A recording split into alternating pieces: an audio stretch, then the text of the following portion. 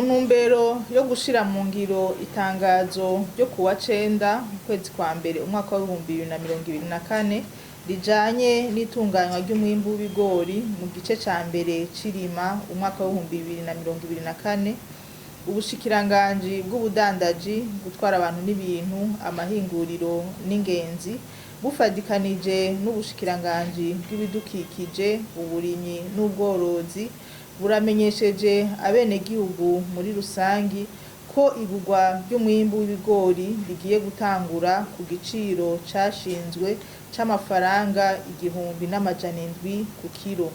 Ivyo navyo bikazorangurwa n'ikigo Anagesa kijejwe gutunganya umwimbu.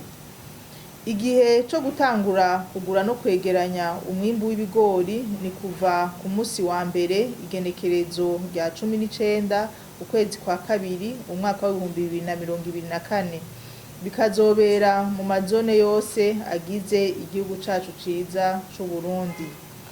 Abarimyi basabwa gushora umwimbu w'intete z'ibigori zumye neza kandi zitagiramwo umucafu, kugira ngo ntihagire uwikika mu kiza ngo ashorere ikigo Anagesa ivyo atarimye. Haramenyeshejwe ibi bikurikira: ubwa mbere, umurimyi wese azoshora umwimbu wiwe azokwandikwa mu gitabo arico twita registre n'abajejwe kwakira umwimbu wo mu kigo Anagesa, kandi bisabwe ko araba neza ko ibiro bamwandikiye bihuye n'amafaranga yahawe.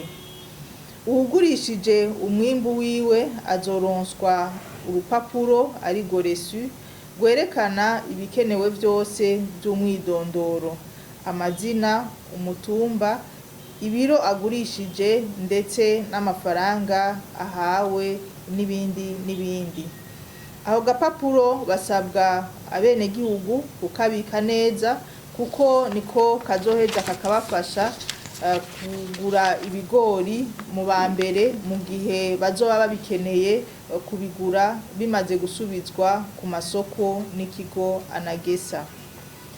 Kugira ngo hasuzumwe neza ko umuntu ashoye umwimbu yirimiye, umuntu wese azoba ashoye umwimbu ungana canke urenga ibiro 500 vy'intete z'ibigori ategerezwa kwerekana urupapuro yahawe kugira agure ifumbire yakoresheje, kuko aba yakoresheje umwavu mwinshi bagura ari uko baronse uruhusha rudasanzwe.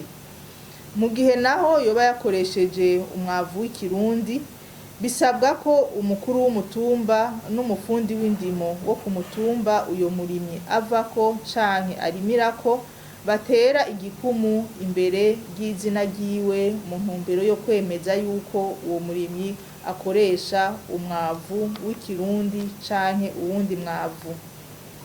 Abo bizoboneka ko bashoye umwimbu mwinshi cane, hazokorwa isuzumwa kugira ngo hasuzumwe neza uko itongo barimemwo ivyo bigori ringana.